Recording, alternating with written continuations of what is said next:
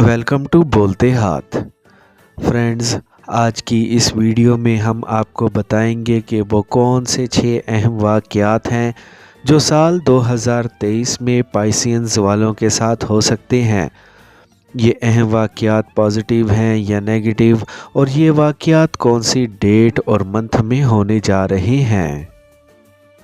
पहली अहम प्रेडिक्शन ये है कि सैटर्न 17 जनवरी को आपके 12वें घर में ट्रांजिट करेगा, तो अपने काम और कैरियर को लेकर आपकी ट्रैवलिंग बढ़ जाएगी या फिर अपनी फैमिली के साथ किसी सफ़र पर जा सकते हैं। और वो लोग जो किसी बैरून मुल्क जाना चाहते हैं तो इन्हें 17 जनवरी के बाद कामयाबी मिलेगी।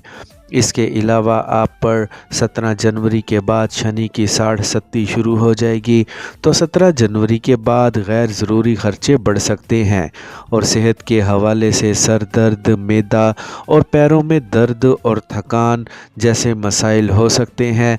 दूसरी अहम प्रेडिक्शन ये है कि जुपिटर 21 अप्रैल को आपके सेकंड हाउस में ट्रांजिट करेगा, तो आप लोगों को औलाद के हवाले से खुशखबरी मिलेगी और पढ़ाई के हवाले से भी खुशखबरी मिलेगी।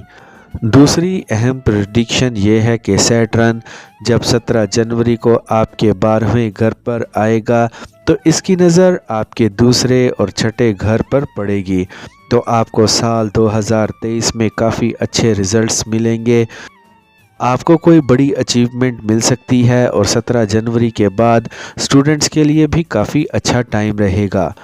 चौथी बड़ी प्रेडिक्शन ये है कि जुपिटर जब आपके सेकंड हाउस में आएगा तो इसकी आपके 7वें और 8वें घर पर नज़र पड़ेगी, तो 21 अप्रैल के बाद वो लोग जो जॉब की तलाश में हैं इन्हें पुरकशिश तनख्वाह पर अच्छी जॉब मिल जाएगी, और वो लोग जो पहले से जॉब कर रहे हैं इन्हें प्रमोशन मिल सकता है। आपको काम कारोबार में फ़ायदे मिलेंगे और आगे बढ़ने के मौके मिलेंगे। पांचवी बड़ी अहम प्रेडिक्शन ये है कि राहु 30 अक्टूबर को आपके पहले घर में आएगा और केतु उस वक्त 7वें घर में रहेगा, तो इस दौरान आपकी शादीशुदा ज़िंदगी और लव रिलेशंस में मुश्किलात आ सकती हैं। बिला वजह की गलत फहमियाँ और मसाइल पैदा हो सकते हैं, और इसके अलावा एंग्जाइटी, ओवर थिंकिंग और डिप्रेशन जैसे मसाइल भी आ सकते हैं। आखिरी अहम प्रेडिक्शन ये है कि 30 अक्टूबर को केतु आपके 7th हाउस में रहेगा, तो 30 अक्टूबर के बाद कोई पार्टनरशिप या इन्वेस्टमेंट नहीं करनी। शेयर मार्केट और स्टॉक मार्केट में पैसा लगाने से गुरेज करना है और रुपए पैसे के मामले में काफ़ी मोहतात रहना है।